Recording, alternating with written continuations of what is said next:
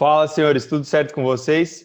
Galera, no vídeo de hoje trouxe um cara especial aqui, o Alexandre Miliati, que é engenheiro eletricista, para falar um pouco para vocês sobre dimensionamentos de relés, fusíveis, dos cabos, tudo para você conseguir fazer um chicote perfeito aí, sem nada sobrando demais, né? A gente vê muita gente pecar pelo excesso, a pessoa não entende os conceitos aí por trás do dimensionamento, acaba colocando um relé 5 vezes maior do que precisava, um fusível que é tão grande que nem protege o circuito. Se apresenta aí para a galera ler. Beleza, Gustavo? Bom, meu nome é Alexandre Biliar, sou engenheiro eletricista, trabalho com geradores de energia também, né, desse ramo, e agora na Miliati Automotive Engineering, que é voltada para circuitos automotivos mesmo, para circuitos elétricos, engenharia elétrica voltadas a carros de competição, carros antigos, carros de rua também. Galera, dá uma olhada aqui, o Ale preparou um PowerPoint aqui para gente, que a gente vai explicando aqui hoje para vocês. Muito legal o PowerPoint, eu vou deixar o link aqui na descrição para quem quiser fazer o download. E vocês vão ver que é um documento super simples, assim, não tem fórmulas complexas, o intuito foi simplificar mesmo, para que todo mundo consiga entender os conceitos aí por trás. Então a gente vai passar aqui brevemente sobre os conceitos de corrente elétrica, resistência elétrica, primeira lei de Ohm que é necessária, tem até um desenho aqui para deixar bem claro para vocês. E aí a gente vai chegar lá no final, no dimensionamento dos fusíveis, dimensionamento aqui do cabeamento.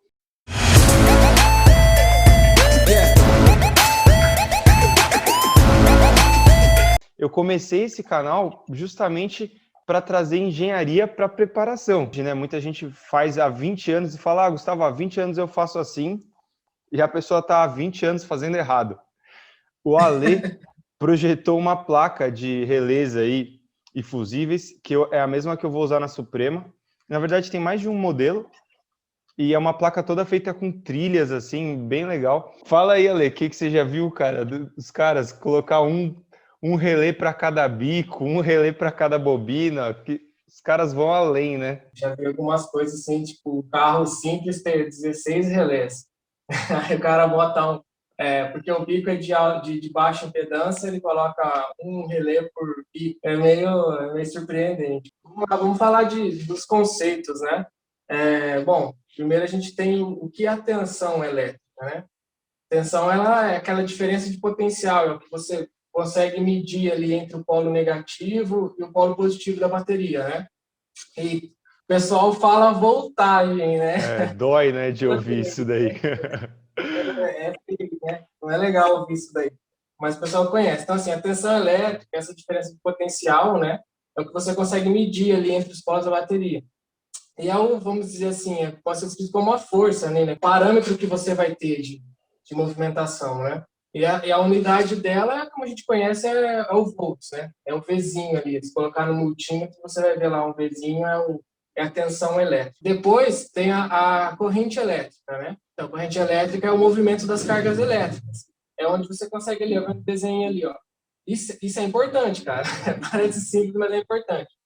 A corrente elétrica que ela sai convencionalmente do polo positivo, passa pela carga e volta no polo negativo, é a mesma, certo? Então, assim, a corrente que está no polo positivo, ela vai voltar para o polo negativo. Então, o que vai passar no fio positivo vai retornar pelo negativo.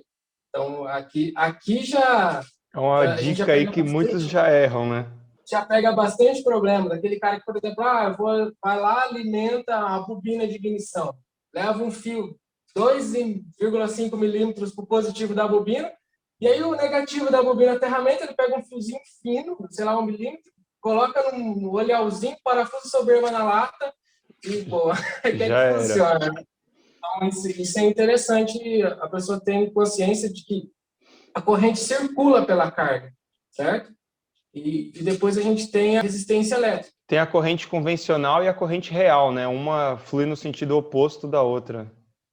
A real ali que você vai estudar em física mesmo, ela circula do negativo para o positivo, que é uma variação dos elétrons, né? Carga negativa. Uhum. Por convenção, e a maioria dos materiais e cálculos, a gente, por convenção, diz que a corrente circula do positivo para o negativo. Uhum. Mas isso é a convencional, certo? O sentido real é o outro. Na Ah, faculdade, eu tomei pau na matéria de circuitos elétricos e eletrotécnica. Tomei pau e aí, cara, era uma professora que eu não gostava da voz dela. Ela era fanha, mano. Eu não conseguia prestar atenção. E aí eu fiz essa matéria lá no final da graduação, quando mudou o professor. E era um professor estrangeiro. Eu acho que ele era chileno, se não me engano.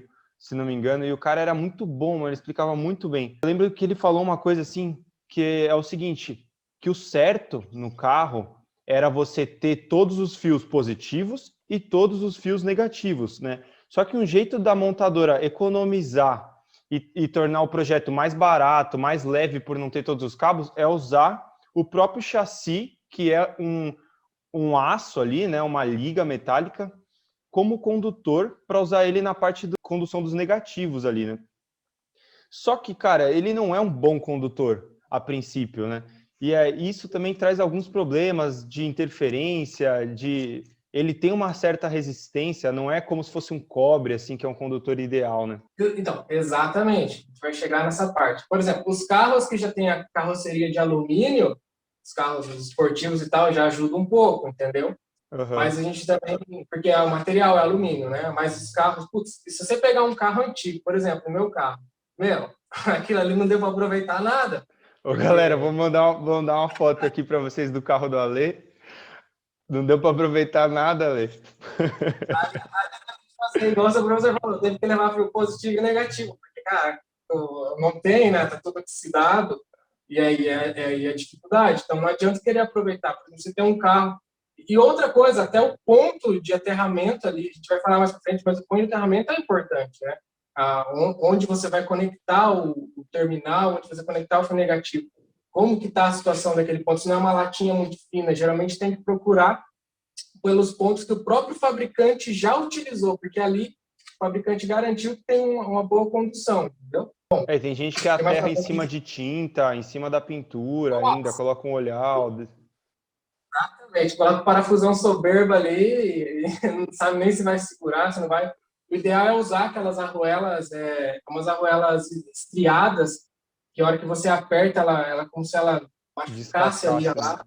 É Isso, verdade, é legal isso exatamente. daí. Mas tem que remover a tinta, cara. Isso é padrão, isso é uma lei.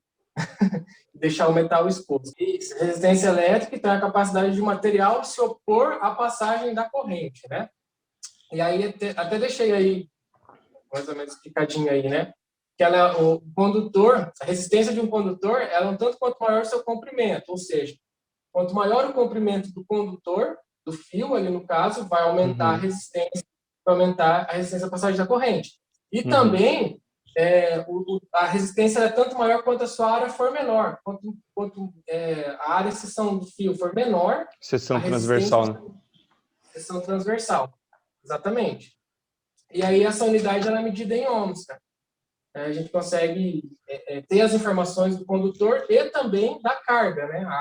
A maioria das cargas a gente consegue fazer pelo menos estimular um valor ômico dela. Por exemplo, uma bomba elétrica, ela não é uma carga puramente resistiva. Um bico injetor não é uma carga puramente resistiva, porque ela tem um indutor. Mas a gente Uhum, consegue, a níveis de cálculo, descobrir mais ou menos essa resistência do componente e saber qual é a corrente que circula, que é o uhum. importante para esse caso. Ô, galera, eu acabei de lembrar mais uma coisa aqui da faculdade, que quando a gente está falando de tensão contínua e tensão alternada, essa diferença assim, né, do comprimento ali associado à resistência é gigantesca. Antigamente, quando surgiu a eletricidade só surgiu primeiramente ali da maneira contínua, né? Então, antigamente não conseguia se distribuir a corrente contínua para longas distâncias, porque na corrente contínua você não consegue elevar ela de uma forma simples, né? Quando você eleva a tensão, você diminui a corrente para transmitir a mesma potência, mas antigamente a usina de geração de energia tinha que ficar do lado das fábricas. Então, se abrir uma fábrica, tinha que abrir uma usina.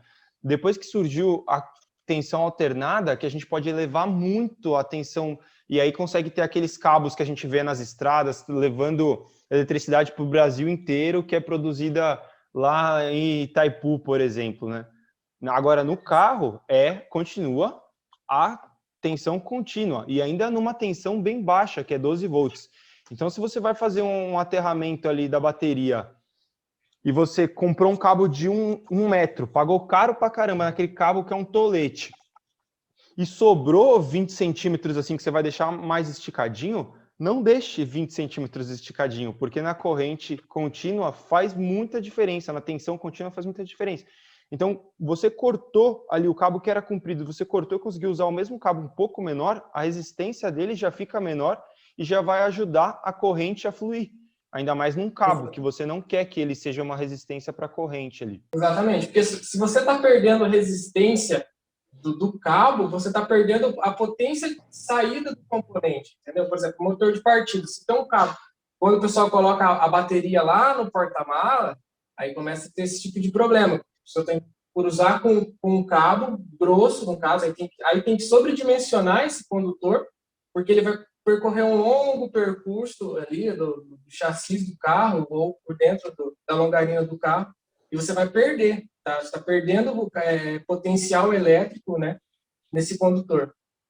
Isso é importante. Exatamente. Aí, no momento da partida, ao invés da sua tensão da bateria ser de 12 volts, o que chega lá pro seu motor de arranque é como se tivesse 11 volts, 11,5, entendeu? Ele já perde um pouquinho, já não vai girar com aquela vontade ali o motor de arranque. E aí, se você olhar, se o pessoal depois voltar no slide anterior, vai ver que quando você vai manter a resistência. Por exemplo, a resistência ômica do motor de arranque, ela vai ser a mesma, ela não vai mudar, você não vai mudar construtivamente ele. Se o condutor está somando uma resistência da bateria até ele, você vai diminuir a tensão, com isso você também vai diminuir a potência do motor de partida. Quer dizer, a potência dele não muda, mas vai mudar porque você está diminuindo a tensão. Diminuir a tensão, diminuir a corrente, você tem um potencial de saída menor, devido à resistência do cabo. Não sei se ficou claro isso daí. Galera, acho que vocês entenderam, né? Mas Ale, fala aí, no seu carro a bateria é lá atrás? Não, é no cofre mesmo. Bem debaixo da gabine. É no meio, né? É no meio ali. Não está longe, eu acho que deu 1,5 m do motor de partida. E Ale, e quando usa cabo assim, já que a gente está falando de resistência elétrica, depois de muitos anos, por exemplo, o meu primo, eu lembro que ele tinha um Suzuki Swift GTI, que acho que era 94 o ano do carro, por aí, até mais antigo, acho que era. E os aterramentos, já você media, cara, e tinha uma resistência assim, tipo 150 ohms um aterramento do carro, entendeu? Aí na hora que ele trocou, a partida do carro virou outra, entendeu? Só de trocar o cabo. É normal isso daí, dos cabos com o tempo ir adquirindo uma resistência? Cara, o cabo adquirir uma resistência é difícil, condutor interno. Agora, as pontas onde está conectado, por exemplo, no aterramento, ele podia ter criado alguma resistência no contato, entendeu? Entendi. Por exemplo, na bateria, como criar aqueles inabres, sabe? Entendi. Ficar limpando continuamente, né? Não digo assim, diariamente, mas ficar de olho se não está criando aqueles inabres. Existem produtos para limpar isso daí na bateria. E as conexões, tanto do motor de partida quanto do aterramento. Geralmente, os carros de produção, a massa ali, negativa da bateria, ele vai na carroceria do carro. E às vezes a resistência ela está aumentando no ponto de contato entre o condutor e a massa do carro, a lata do carro. Porque o cobre em si não vai sofrer alteração nenhuma com o passar do tempo, né? Pode oxidar caso resseque o isolador, o isolamento dele, aquele material, aquela capa, ele pode começar a oxidar internamente, sim. Entendi. E aí vai aumentar. A oxidação no cobre, ela aumenta a resistência. Por isso que é importante. Uma coisa para o pessoal ficar de olho aí também.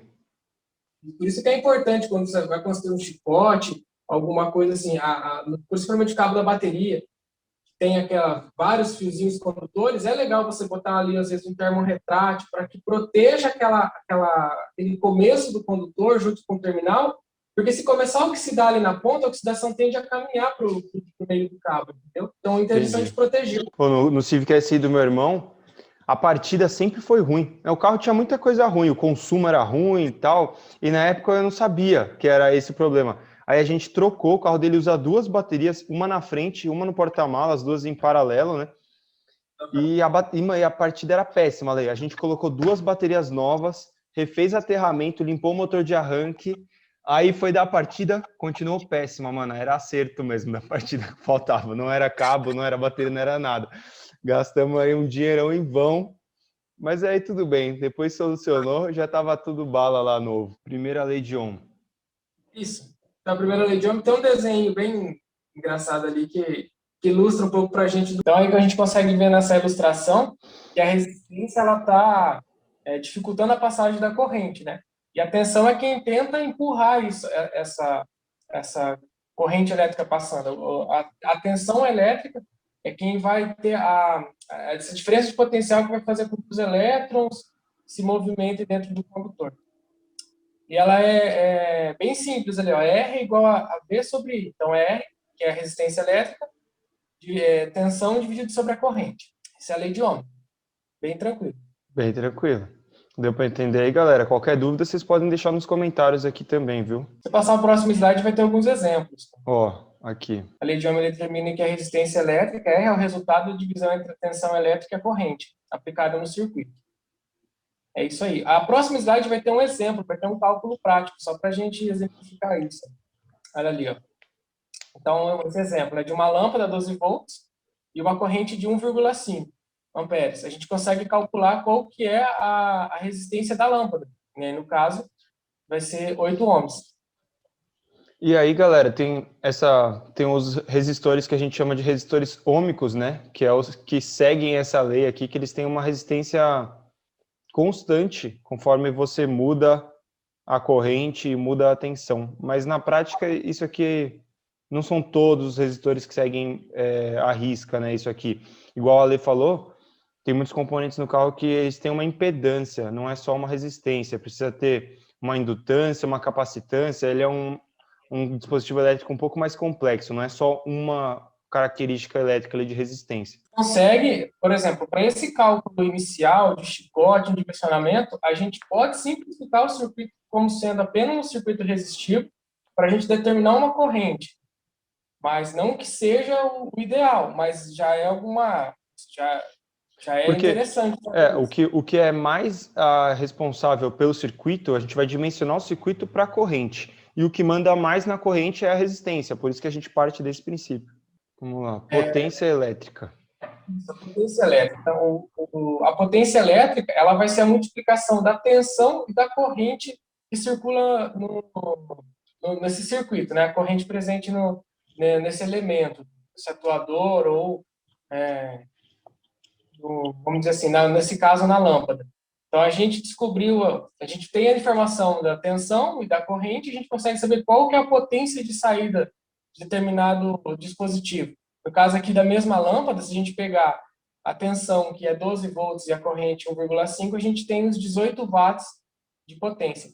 E aqui que é interessante, cara. Lá na resistência, a gente tem uma jogada assim. A resistência sendo a mesma, a resistência não mudando, você aumentar a tensão, você vai aumentar também a corrente, certo? Uhum. Agora, quando você tem um equipamento que ele é limitado potencialmente... E aí você aumenta a potência também, né, Lê? Aí que tá. Depende do dispositivo. Tem dispositivo que ele emite uma potência máxima, ou ele tem um consumo de potência máxima. Aí vai acontecer o inverso. Porque se você olhar a fórmula da potência, onde há uma multiplicação, se você aumentar a tensão, você vai diminuir a corrente. Se você aumenta a corrente, vai diminuir a tensão.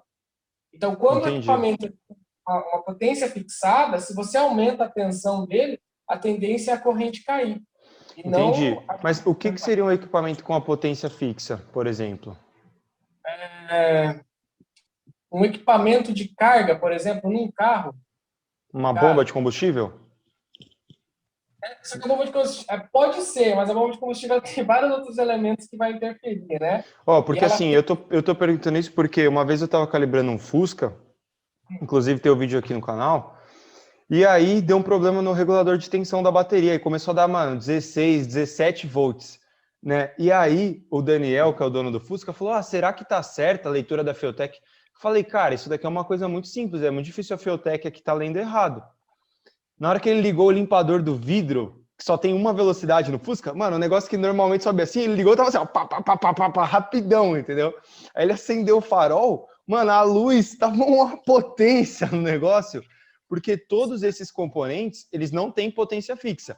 Então você mandou mais tensão, foi mais corrente, e ele ficou mais com um funcionamento mais bruto do que ele já tinha, né?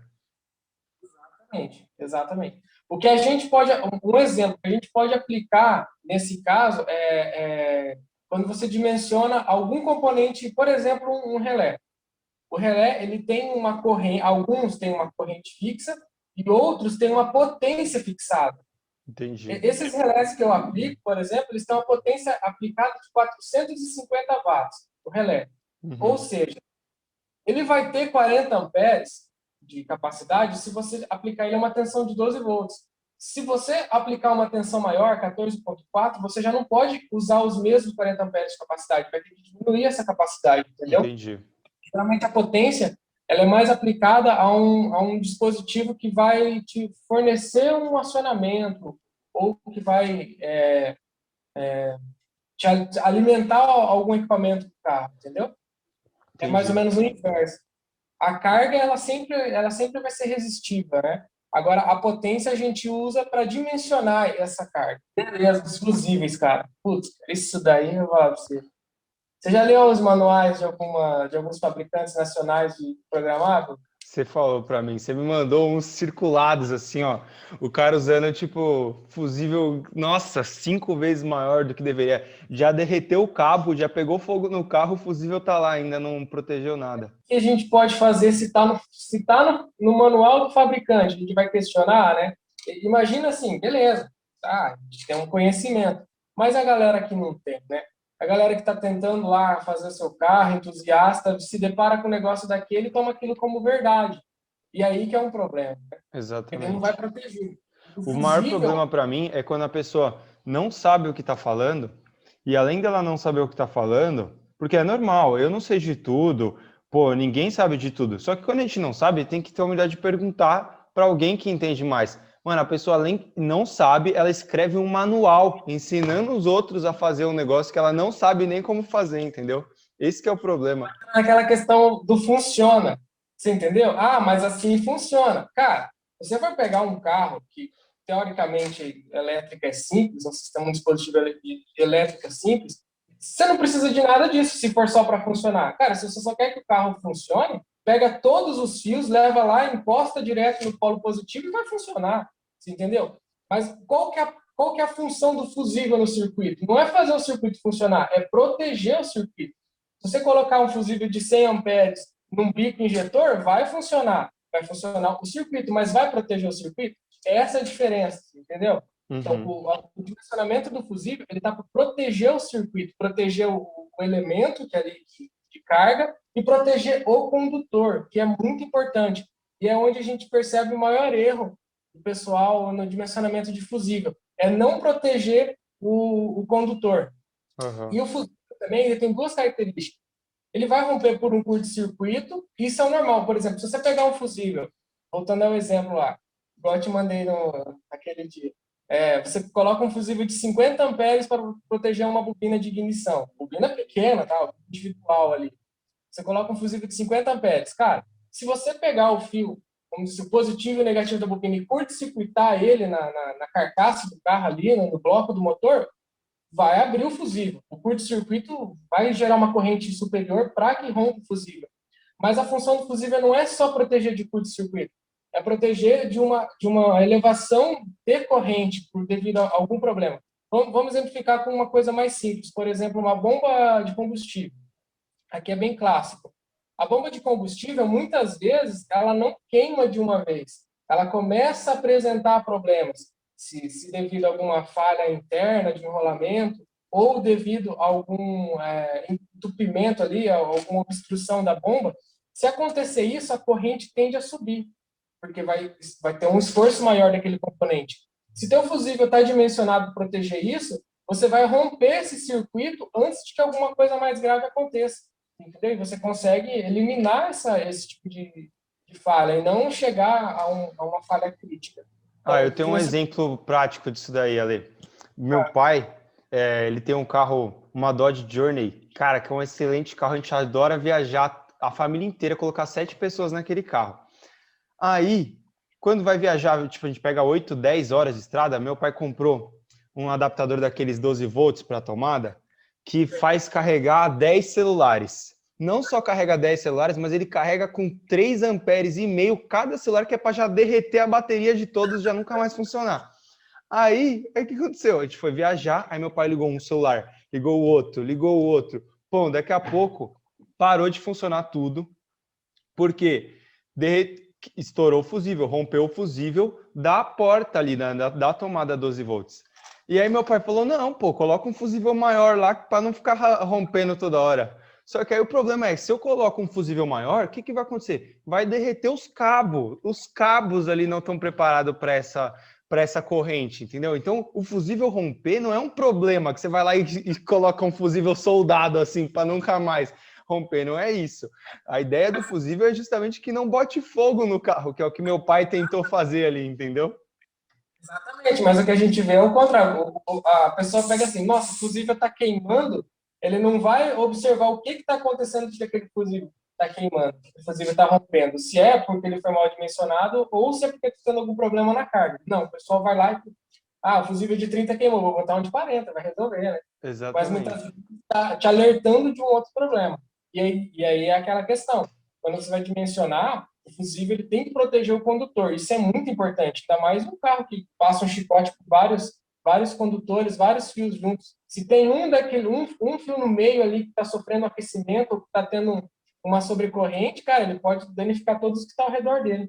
Pode derreter e curto-circuitar e aí vira festa, né? Aí vira fogos de artifício.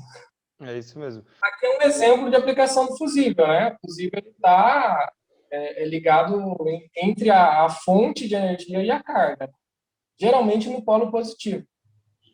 É mais fácil de organizar isso daí. Mas poderia ser no negativo, não tem problema. Porque Só a que, corrente é a mesma, e o fusível ele vê a corrente. mas como nos carros, geralmente a gente usa negativo, usa a carcaça ali, usa o chassi do carro, fica mais difícil você controlar, né? Então, por isso Exatamente. coloca na linha positiva, mas inclusive tem que ficar aí, ligado em série, né, entre a fonte e a carga. Isso aí. Beleza? E aí tem vários modelos, né? Não entra nesse caso. Bom, aqui é aquilo que eu estava mais ou menos dizendo. Então, o fusível, ele precisa ser maior do que a capacidade, do que o consumo da carga e menor do que a capacidade máxima do condutor, para você proteger o condutor e para que ele também não fique rompendo em função da carga, né? Aí, aqui, essa via de regra aqui, ela, vamos dizer assim, é genérica. Não pode se aplicar 100% da carga. Acho que não, nenhum projeto existe isso, né? Você falar assim, não, coloca esse valor que dá certo para tudo. Não é bem assim. Mas, via de regra, 20% a mais da capacidade da carga já resolve bastante coisa. A não ser que seja uma carga muito específica, tem uma corrente de pico inicial, por exemplo, um eletroventilador. O eletroventilador ele tem uma característica de quando acionado, ele tem um pico de corrente maior do que a sua corrente nominal, certo? Uhum. Para isso, o ideal é você usar um fusível com essa característica também. Aí existem fusíveis que têm a curva característica, ele tem uma curva inicial de um pico de corrente e depois de corrente nominal, certo? Mas aí fica difícil o cara vai ter que dimensionar um fusível e ter que ficar olhando O datasheets de fusível. pico, entendi. Aí o pessoal só vem e coloca um fusível grandão e pronto. Mas muitas vezes, por exemplo, um eletroventilador, se você não tem conhecimento dele, você pode primeiro, tiver um multímetro ali, um equipamento que consiga medir a corrente, você mede essa corrente nominal dele, certo? E aí você dimensiona 20% a mais da corrente nominal. Aí você vai fazer um teste lá, vai ligar várias vezes o eletroventilador. Se romper no pico, significa que o fusível que você está usando não tem essa característica, né? Porque a corrente inicial de um motor mesmo, ela é maior. Aí você pode jogar um pouquinho a mais ali, de repente 30%, só no caso do eletroventilador, tá? Que é uma característica diferente. Você pode, de Uhum. repente, porque o fusível é muito mais barato você testar ele, que vai te custar centavos, do que muitas vezes você pagar aí por um estudo no caso de ligar um eletroventilador, É verdade. entendeu? Então, mas assim, via de regra, 20%, cara, atende, vou dizer para você que 90% da aplicação dentro do automóvel. Muito bom, Ale. Aqui é um exemplo, né? Um exemplo de funcionamento. Então, a gente pegando uma potência ali de 100, acho que é isso, né? Vou ver aqui. Isso. Uma potência de 100 watts, por exemplo, eu tenho um eletroventilador de 100 watts. Aplicado a 12 volts, eu vou ter uma corrente de 8,33 amperes. Aplico esse fator de correção, 20%, vai para 9,96, praticamente 10 amperes. Ou seja, a minha corrente nominal é 8,33. Apliquei 20% a mais, me deu um fusível de 10. Cara, vou botar lá o fusível de 10, eu sei que para a corrente nominal, ele vai estar me protegendo. Para a corrente de partida ali, de pico, aí é legal, no caso do eletroventilador, é legal fazer um teste. Agora, se fosse uma bomba de combustível, cara, pode aplicar tranquilamente. E aí, o resultado vai Se ser fosse bem uma bomba satisfatório. de combustível, bobina, bico, nada disso tem corrente de pico dessa maneira, né? Exatamente. Ainda mais, putz, bico injetor, bobina, que ainda tem aquela questão do... Por exemplo, os bicos são controlados via PWM. Nem sempre você tem a corrente nominal do bico ali. Quando você está pulsando ele em marcha lenta ou em carga baixa, você não está usando a capacidade máxima dele, nem de injeção, muito menos de corrente, né? Uhum. Então, dá para dimensionar tranquilamente com esse fator aí. Top, muito legal, galera. Ó, anotem isso daqui no caderninho de vocês aí, esse tipo de cálculo. O dimensionamento dos cabos, né? Vai depender muito da qualidade do condutor, cara. Aqui eu queria colocar aquela questão de putz, usar fio de construção de casa. Civil. Aí. Fio de chuveiro, famoso fio de chuveiro. Tem problema para corrente elétrica? Não, não tem. E a via de regra, assim, para condução de corrente elétrica não tem problema. Você vai enfrentar outros problemas.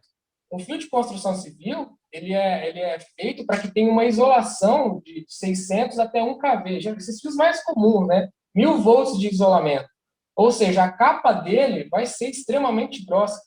Aí você imagina fazer um chicote do carro que precisa passar 20 vias para dentro do cofre do motor. Se for um fio de construção civil, o chicote vai Vai ficar ficar gigante. um bagulho assim, um tolete de fio. O problema está aí, certo? E a qualidade do fio também. Os fios automotivos ou os fios com especificação militar, eles têm uma qualidade superior. E a quantidade de condutores dentro, a quantidade de fiozinhos internos ali, geralmente nos fios que são automotivos é maior, entendeu? O que torna o fio mais flexível, torna o cabo mais flexível, o que é um atrativo para um chicote elétrico de carro, né? Mas, assim, em questão de corrente, de capacidade de corrente, não tem problema tu usar um fio de chuveiro, só que vai ter essa inconveniência do tamanho dele, Outra coisa que eu já ouvi falar, não sei se é verdade também, Ale, é do material do isolante.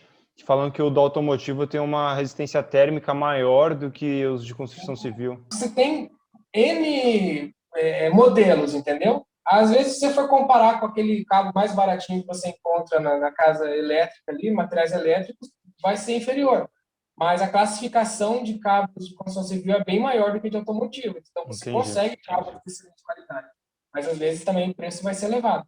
Agora, o ideal é usar cabos automotivos mesmo, porque, assim, ele vai ter uma classe de isolação menor, em torno de 300 volts, que é o suficiente, o carro usa 12, 15 volts, né? Só que via de regra, eles são construídos para suportar uma temperatura e até para ser anti-chama. Isso que é bem importante num condutor para veículos, que o cabo É tem verdade. um isolamento que não pega fogo. E às vezes num cabo residencial, um cabo de construção civil, você não vai ter isso tão facilmente. Aqueles cabos de entrada mais baratos não vai ter essa proteção para incêndio. Verdade. Então, no caso do dimensionamento do cabo, é isso daí. É a corrente nominal do circuito, saber essa corrente nominal, o dispositivo de produção, que é o fusível, e a distância entre a fonte e a carga, né? E o material também é importante. Se é um cabo de alumínio, se tem uma liga de alumínio, se é puramente cobre, qual que é essa resistividade. Bom, no dimensionamento, cara, é aquilo que eu estava falando anteriormente, está no slide, né? Então, você dimensiona, você tem que saber a capacidade da carga, a corrente da sua carga, e aí você dimensiona o fusível para ela, e o condutor, cara, ele tem que ser superior à corrente do fusível, certo? Porque se Uhum. alguma coisa tiver que romper ali, que seja o fusível, não seja o cabo, né? Uhum. Então, aqui eu coloquei também uma tolerância aproximada de 30%. Já atende bastante nessa demanda automotiva esse fator, tá? De 30%. Então, como é que a gente vai fazer? Vai ter um exemplo aí, se quiser mudar. Tá aqui eu coloquei uma tabelinha simplificada. Essa tabela é legal, cara. Depois a gente volta. Essa tabela é legal que ela mostra a seção, o diâmetro e o AWG. Te contar uma história, cara. Essa foi engraçada. Eu estava numa oficina e era assim, era um preparador, sabe? Conceituado, né? E, e aí eu pedi para ele, cara, você tem um fio 2,5 milímetros aí, precisava ligar, se eu não me engano, acho que era um eletroventilador, alguma coisa, e já tinha um pré-chicote lá. Eu falei, você tem um pedaço de fio 2,5 milímetros aí? Aí ele foi lá na caixa de fios dele, cara, pegou o paquímetro e começou a medir com o paquímetro o diâmetro do fio, entendeu? Externo, o diâmetro externo. Ele chegou para mim com um fio 4 milímetros. Eu falei, não, isso aqui é muito grosso, cara. Não, eu pedi mais fino. Não, mas eu medi aqui. Aí, se você olhar aqui na tabela, você vai ver ali, ó, por exemplo, se pegar e medir o diâmetro com um condutor de seção de 4 milímetros, vai dar aproximadamente 2,26, né? E, cara, aí eu fiquei pensando assim, né? Naquele momento eu dei risadas, veio um monte com ele, né? Mas depois eu fiquei pensando, cara, mas será que isso não acontece com mais pessoas? Será que Muita gente não sabe que essa ali é milímetro quadrado a seção, tenta medir desse jeito. Aí pode ser o que explique o cara pegar um relé e colocar um fio tão grosso para acionar a bobina do relé, né? Porque, Pode porque ser mesmo. aqui nessa tabela é interessante que ela mostra a seção transversal, né? A seção em milímetros, que é o que a gente compra o condutor, esses milímetros quadrados. Tem a informação do diâmetro que vai ter esse condutor, né? E a medida também em AWG, que é comum. Por exemplo, fios de especificação militar, você vai encontrar a maioria em AWG, que aí tem um comparativo. E a corrente máxima, tá? Essa corrente máxima aqui, dessa norma, cara, é a corrente máxima, máxima mesmo, tá? Isso aí, É tipo igual assim, velocidade de pneu, que vem lá velocidade máxima, 240. Os caras falam, mas aquilo não é máxima, porque o cara põe uma margem de segurança. Mano, claro que é. Ele testou com 230, 240, 250, 250 despedaçou o pneu. Ele fala que 240 tá lá, entendeu? Aí o cara fala, não, tem uma margem de segurança. Os caras, velho, vão além em tudo, né? Não é possível. o treinamento de condutor, cara, ele é complexo se, por exemplo, for partir para a área civil. Aí é complexo, porque você tem comprimentos e condições vamos dizer assim, bem diferentes, né? Essa corrente máxima da tabela, que eu digo, é a corrente máxima mesmo, uma condição ideal. Agora, se teu fio vai passar próximo a um radiador, se teu fio vai passar próximo a um coletor de escapamento, que já vai ter um aquecimento por via do ambiente, é interessante que você diminua, você aumente a bitola do cabo, porque ele já vai sofrer um aquecimento externo, entendeu? O ambiente não é propício. Isso daqui, essa capacidade de corrente máxima, a gente está falando de uma temperatura ambiente e que o condutor não tem contato com outros condutores, que tenha um ambiente controlado, entendeu? Uhum. Então, assim, aqui é a máxima mesmo. Agora, quando você vai passar um condutor com outros juntos, é interessante, às vezes, dar uma sobredimensionada ali. Ô, Ale, Então, vamos, aqui, vamos supor uma coisa, que vamos supor que eu sou um sheik árabe, mano, tenho dinheiro infinito, estou montando meu projeto e tenho dinheiro sobrando e vou botar o dobro de todos os fios, de todas as bitolas. Eu vou ter alguma vantagem com isso? Vou ganhar alguma coisa? Vai ter mais durabilidade ou não? tem o bom senso e de sobredimensionamento e tem a parte que é exagero total, que não serve para nada. A gente viu lá atrás, nos slides anteriores, que na resistividade, quanto maior o diâmetro, a seção transversal, menor a resistência. Então, assim, você não vai ter problema de resistência do condutor, pelo contrário, vai até melhorar. Mas Uhum, chega um ponto que aquela curva, ela, vamos dizer assim, melhora, depois não tem mais o que melhorar, entendeu? uhum, Agora, por exemplo, porque eu falei a parte do bom senso. Eu vou instalar um sensor no carro. Cara, a corrente de um sensor, vamos colocar lá, um sensor de temperatura. A corrente elétrica que circula no sensor de temperatura é mínima, está na casa dos miliamperes, entendeu? Ou seja, então um fio de, sei lá, 0,01 milímetro é o suficiente. Um fio muito fino é o suficiente. Sim, para a capacidade de corrente ela é suficiente. Mas tu imagina passar um condutor muito, mas muito fino por dentro do cofre do motor e ligar o conector? Cara, o primeiro mecânico que for tirar o conector vai romper o fio. É Então, aí, verdade. nesse caso, a gente usa o bom senso de, um sensor, eu vou usar um fio 1 milímetro ali, mesmo fio que talvez usaria para um atuador, mas para essa questão que a gente vai tratar como uma tração mecânica, entendeu? Entendi. Como o esforço mecânico do fio. Entendi. Agora, aí entra o bom senso, sabe? Vou ter um chicote ali, ou vou ter um carro de competição que eu fico toda hora conectando e desconectando. Lógico que entra o projeto de chicote para você ter outros tipos de proteção, às vezes uma malha, um espaguete corrugado, um termo retrátil com cola, que vai ajudar essa fixação, certo? Mas também não é viável, só porque é um sensor que tem uma corrente mínima circulando, eu vou colocar um fio extremamente fino também, né? Vai te dar outro problema, que é esse de você facilmente quebrar ele. Entendi. Nunca tinha Mas pensado nisso, mas é verdade. é como se... aqui tem uma polêmica, né? Não sei se você gosta de assistir polêmica, mas, por exemplo, as tranças concêntricas. Cara, eu acho bacana aquilo lá. Eu, eu curto. Os caras vêm, você vê o chicote todo trançadinho assim? Eu valorizo demais o profissional. Mas aquilo está mais ligado num carro, porque o chicote vai ser curto, a não ser que seja, sei lá, um carro comprido que vai passar uma distância muito longa. Mas geralmente esses chicotes são curtos, 2, 3, 4 metros, né? Então a trança concêntrica ela está mais ligada a esse esforço mecânico e a flexibilidade do chicote como um conjunto todo do que tanto como interferências, entendeu?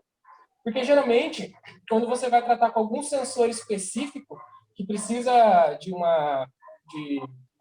de um sinal sem interrupção, sem Sem interferências, ruído, né? você vai usar o cabo com malha, você vai usar um cabo com shield, entendeu? Então, a trança concêntrica, ela não está ali.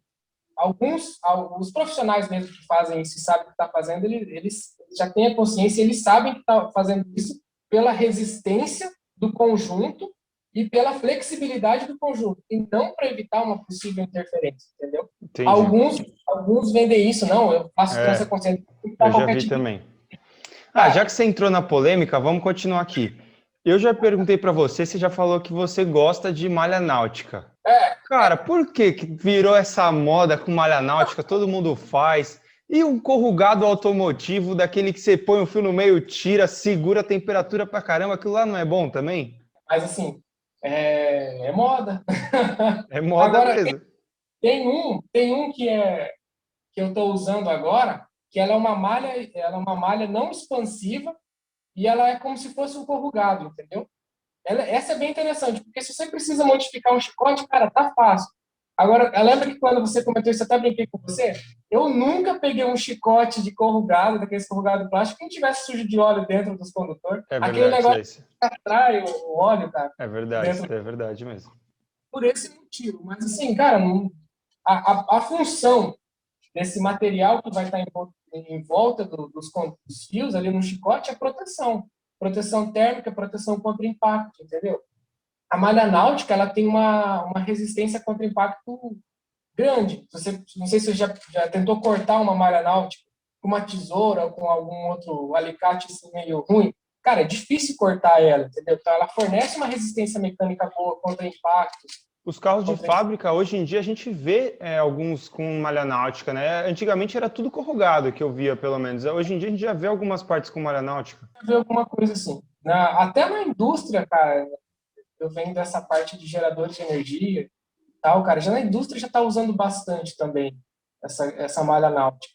Então, assim, é um negócio que veio para somar, né, cara? Mas não é uma via de regra que, eu vou usar esse aqui, é o top. Não, tem materiais melhores, cara. E outros, assim, quando você tem um projeto de chicote bem definido, muitas vezes você nem precisa usar uma malha náutica. O próprio termo retrátil, existem uns termos retráteis que são específicos, cara, que fornecem uma proteção legal, e o pessoal faz só no termo retrátil, entendeu?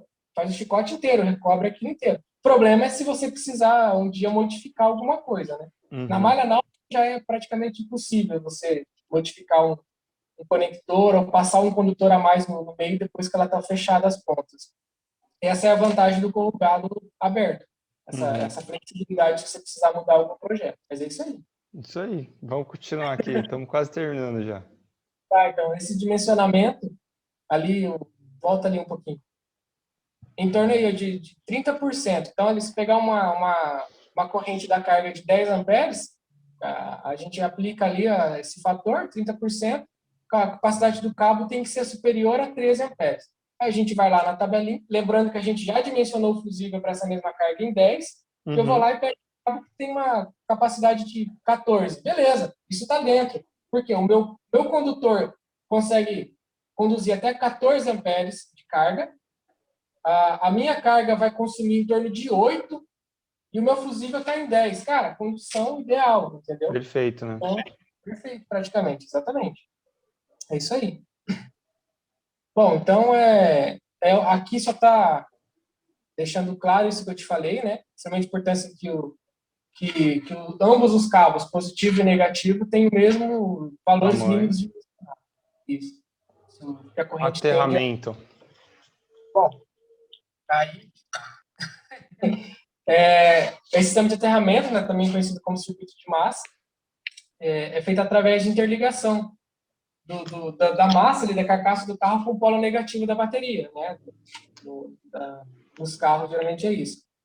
Isso daí, ele é feito justamente para facilitar, porque se você fizer um carro, imagina só aqueles super carros lá que é tudo em fibra de carbono, e aí? Como é que faz? Né? Imagina, um hipercarro lá, sei lá, Ferrari, Lamborghini, esses carros têm boa parte em fibra de carbono ou no material que não é condutor. Como é que o pessoal faz? Claro que lá usa PDM, né? Vocês têm um pouquinho de... É verdade.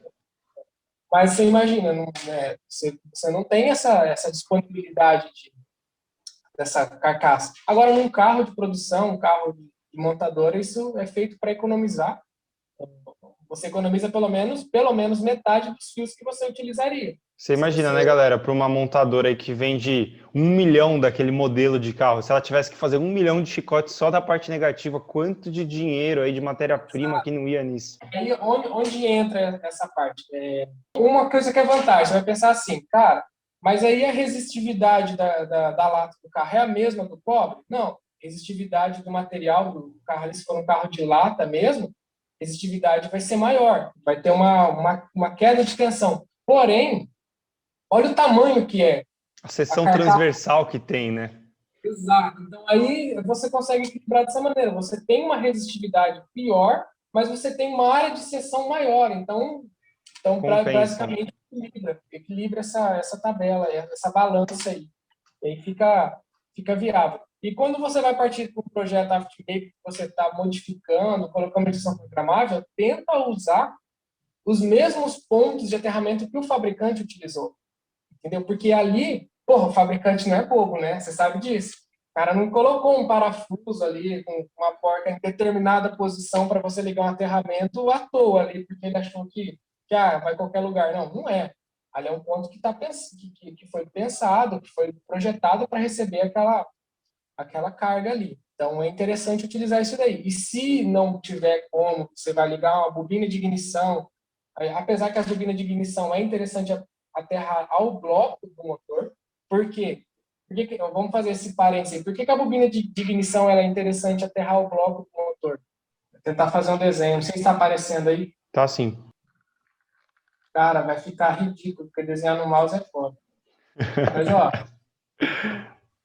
calma aí que você vai entender o que eu tô querendo dizer, velho. Eu tenho imaginação fértil, já tô vendo um primário e um secundário. Isso aí, velho, você já não pode. Ah. Nossa, que coisa ridícula, velho.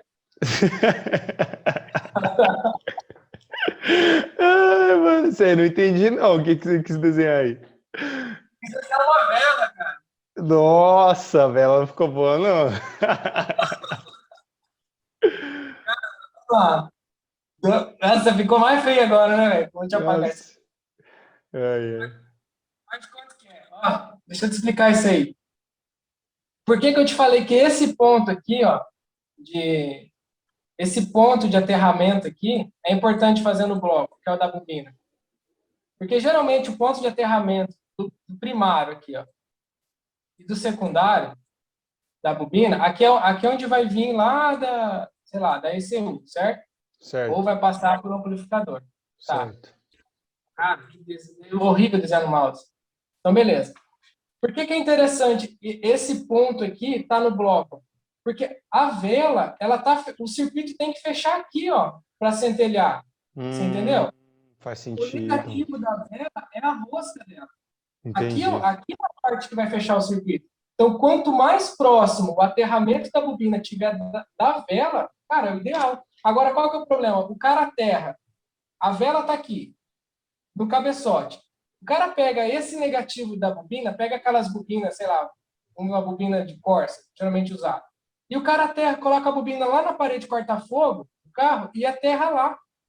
Você entendeu? E aí, a parede corta-fogo não tem contato com o bloco. A parede corta-fogo tem contato com o chassi tem contato com o motor tem contato com o cabeçote vai ter contato com a vela. Você Uma entendeu esse resistência gigante aí. Exatamente. Por mais que você tenha uma massa maior, mas por isso que o ideal, cara, é usar Olê, o e aterramento. assim, alguns carros você tem o negativo da bateria só para o chassi, assim, direto, e aí em outro ponto você tem um aterramento do bloco com o chassi, e em alguns casos tem um aterramento direto do negativo para o bloco. É porque daí, veja só, o motor, ele é preso por coxins, né? Isolantes. Então, se você aterra do negativo para o monobloco do carro, muitas vezes o coxim vai isolar o aterramento passando para o motor. Por isso você tem que levar da bateria para o monobloco, para o chassi, da bateria para o motor, ou ali para o cabeçote, e muitas vezes da bateria para outros sistemas elétricos, eletrônicos do carro. Então, mas assim, a minha pergunta é, eu entendi por que tem que colocar por conta do chassi, por conta dos coxins, mas tem alguns carros que não tem ligação direto da bateria com o bloco.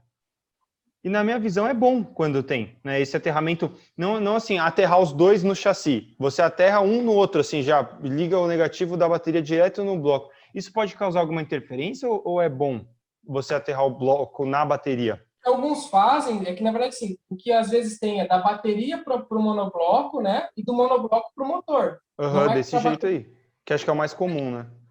é o mais comum, porque é até uma questão de economizar, talvez, né?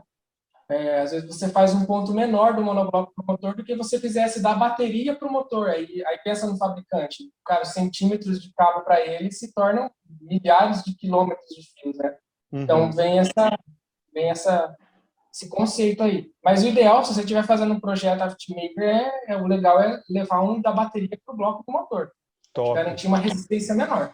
top. Na Suprema eu vou fazer isso. Já vou levar as bobinas de Corsa e aterrar lá também. Então, Pau no gato. a maioria dos carros que utilizam essas bobinas, geralmente a bobina fica presa ao cabeçote, né?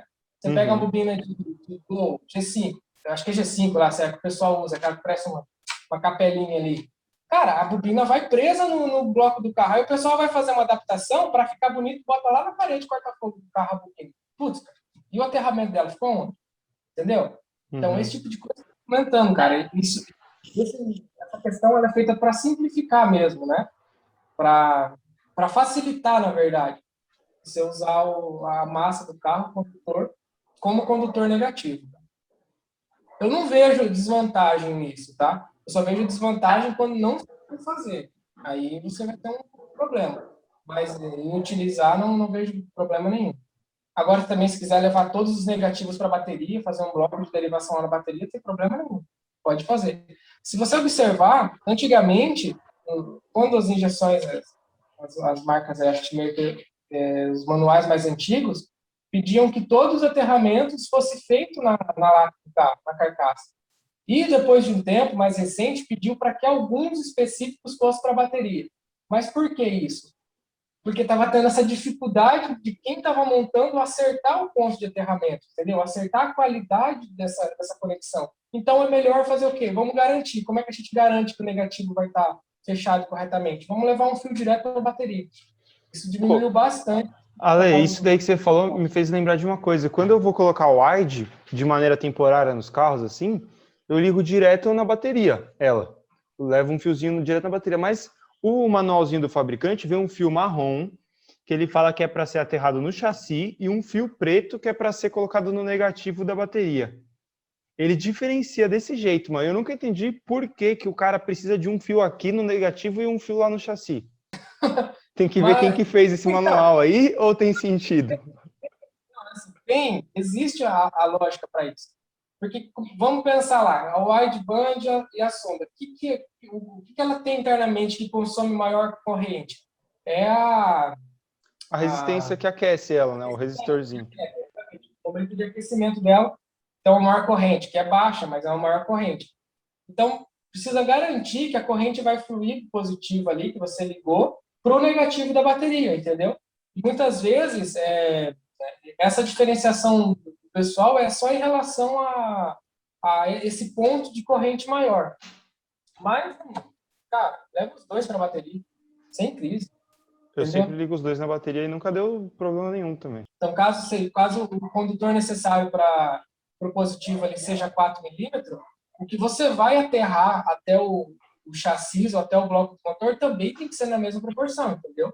Uhum. Então, eu tinha falado no começo, não adianta você pegar lá, vou fazer o positivo da bobina com fio 2,5, e aí o aterramento da bobina eu pego um fiozinho de 1 milímetro e ligo ali. Não vai adiantar.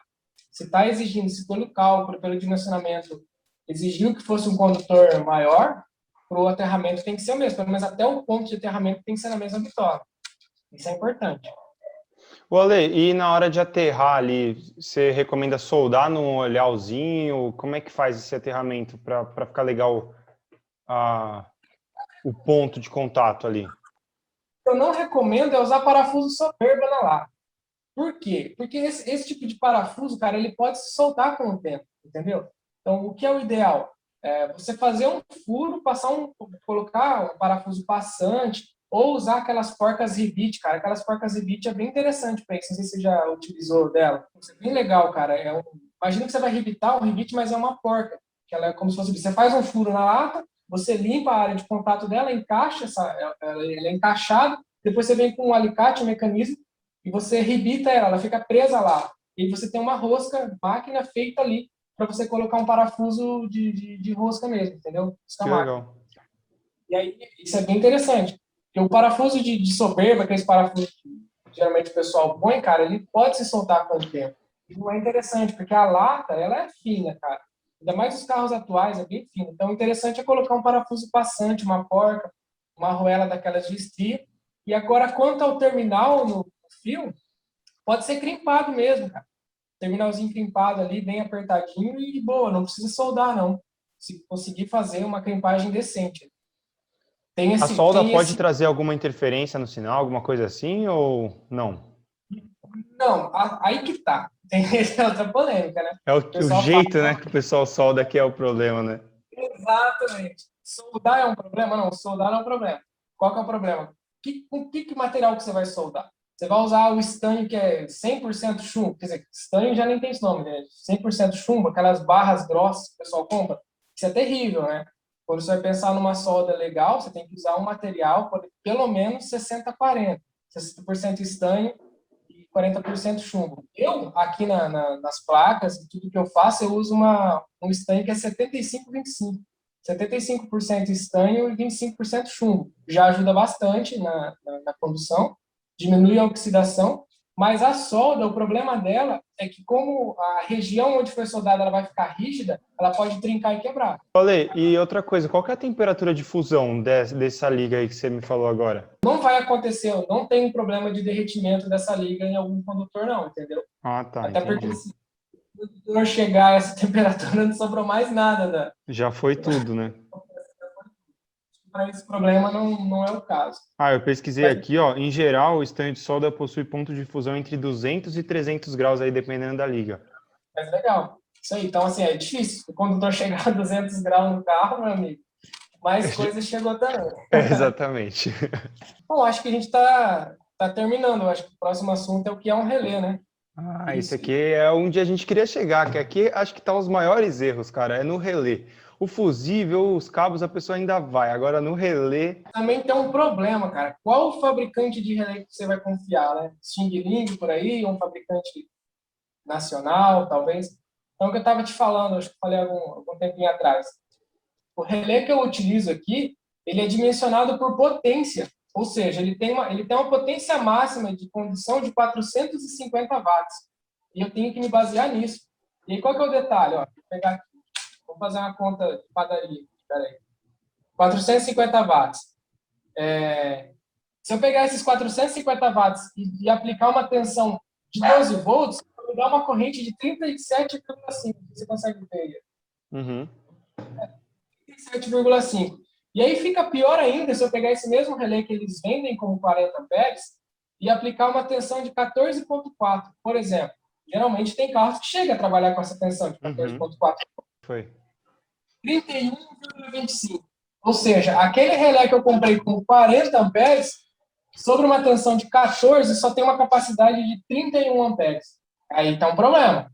É muito Entendeu? menos do que você está esperando, é muito menos. Existem fabricantes que daí trabalham com corrente específica. Não, o relé é 40 amperes, ele é 40 amperes até 100 volts, por exemplo. Uhum. De 0 volts a 100 volts, ele é 40 amperes. Beleza. Então, vai da especificação do relé que você estiver utilizando também.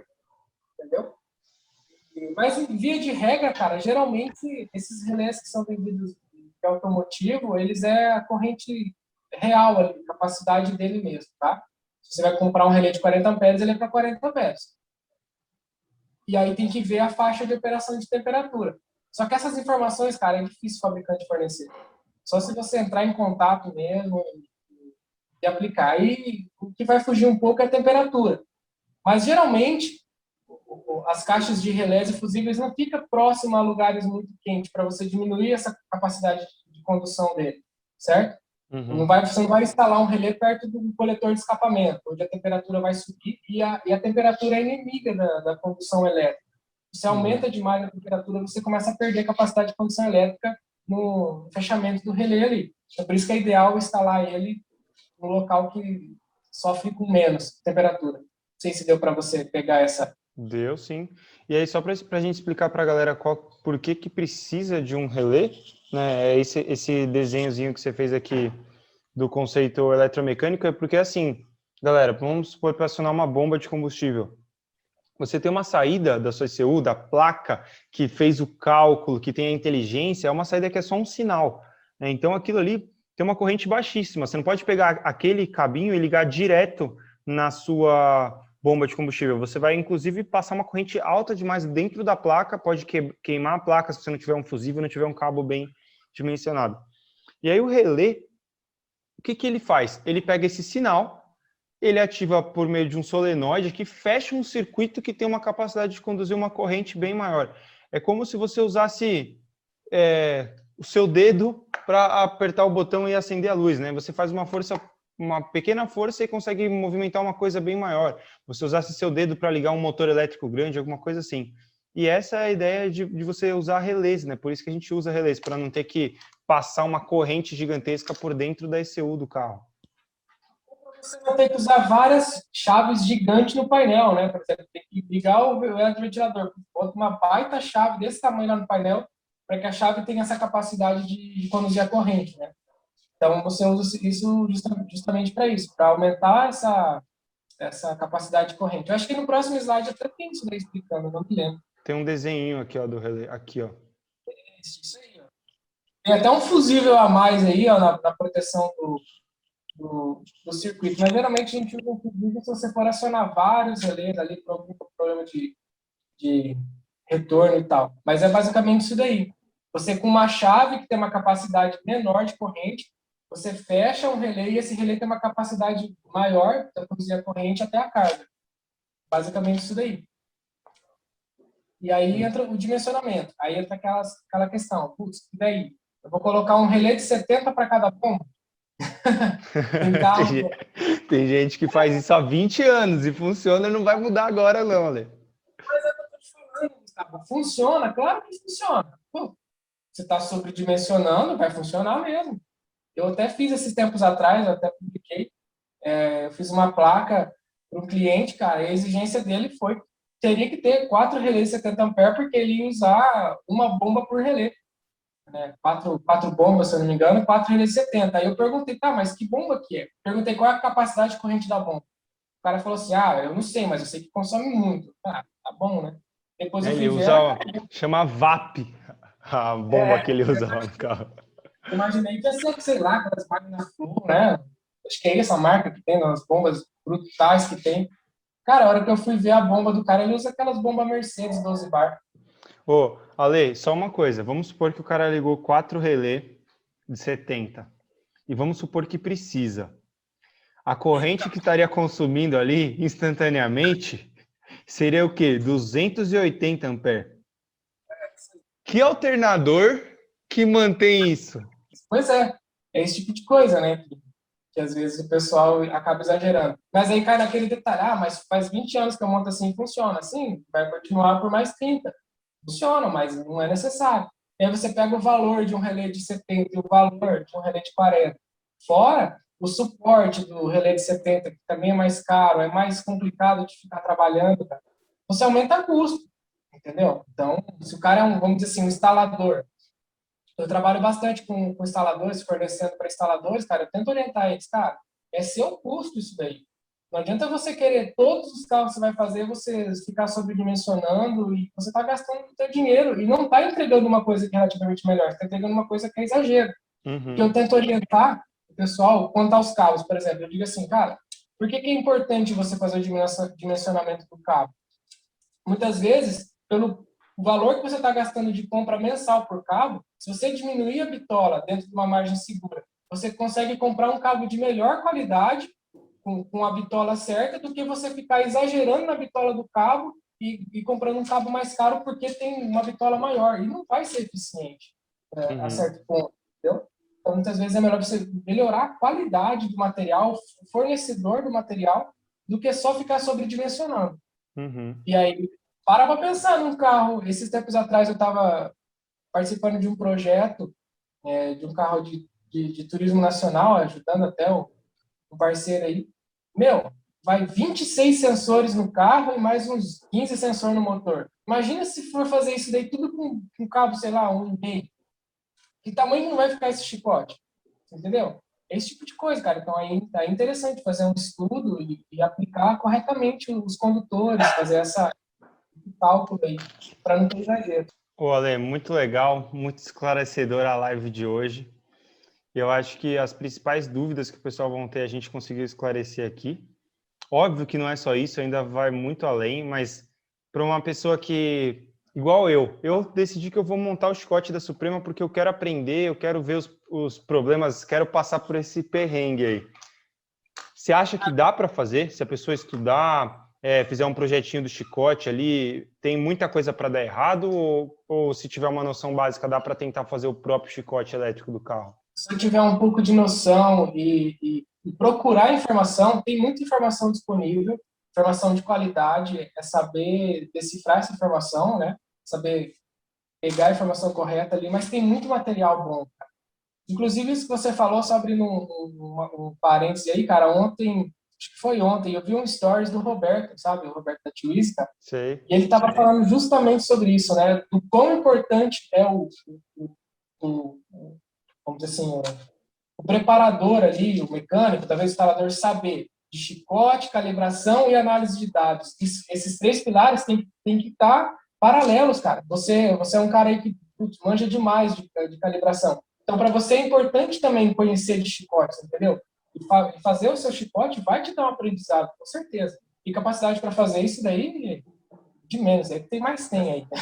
Essa hora de colocar a mão na massa, a gente sempre aprende, né? É muito legal. E é Vou importante filmar para vocês, galera. Vou colocar no canal eu aplicando esses conceitos aqui e fazendo meu chicote do zero lá. Supremo a gente vai arrancar tudo da injeção original e fazer um chicote novinho. Tem mais dificuldade, acredito eu, que é a crimpagem dos terminais. É onde o pessoal tem um pouco mais de dificuldade de fazer. Os primeiros você provavelmente vai errar. Mas depois que acertar a crimpagem, fazer uma crimpagem legal dos terminais e vai embora. O importante é fazer um pré-projeto muito bom. Você fazer o projeto do teu chicote. Nem que seja uma folha aleatória de lápis mesmo, mas fazer esse projeto, anotar tudo, definir suas saídas de carga, qual que vai ser o condutor, qual que vai ser o relé, se vai ter relé, se não vai, qual que vai ser o fusível. Fazer esse projeto, né? de carga, fazer o projeto vamos dizer assim, do dimensionamento, do comprimento do chicote, tal conector vai até tal lugar, qual o comprimento. Isso daí é bem interessante, porque na hora de você montar o chicote, muitas vezes até no carro, vai facilitar bastante se você já tiver com isso definido. Não ficar aquela coisa aleatória, estica, pega o pré-chicote da injeção, solta em cima do motor e vai fazendo como dá, né? Eu acho que tem que ter um estudo um pouco antes ali, tirar umas horinhas para fazer um pré-projeto. Ajuda bastante. Fechou, Ale. Com certeza vou te chamar aí para tirar umas dúvidas na hora que eu estiver fazendo. Tranquilo, cara. Disposição. Ô, Ale, muito obrigado, mano, por tudo que você ensinou aqui para a galera, tudo que você ensinou para mim hoje. Espero você mais vezes aqui no canal. Galera, não esquece de deixar um like aqui e se inscrever. Se tiverem dúvidas, pode deixar aí nos comentários que a gente vai dar uma lida e responder para vocês. Vou deixar o Instagram do Ale aqui na descrição também, para vocês darem uma olhada lá nessas placas de relé que ele está fazendo. Tem um preço muito bom, principalmente para quem trabalha com oficina e instala isso com uma certa recorrência, para vocês comprarem em quantidade, assim, e não ter que vocês mesmos ficar fazendo aquela plaquinha, passar um monte de fio por trás do PVC que a galera faz. Já é uma placa com a trilha dimensionada já pronta para instalar no carro. Facilita o trabalho de vocês e é uma coisa que vocês podem ter um lucro em cima ainda. Diminui o peso. Diminui o peso, exatamente. O espaço também. Diminui o peso. Beleza. Muito obrigado pelo convite, Gustavo. E podendo ajudar, estou sempre à disposição.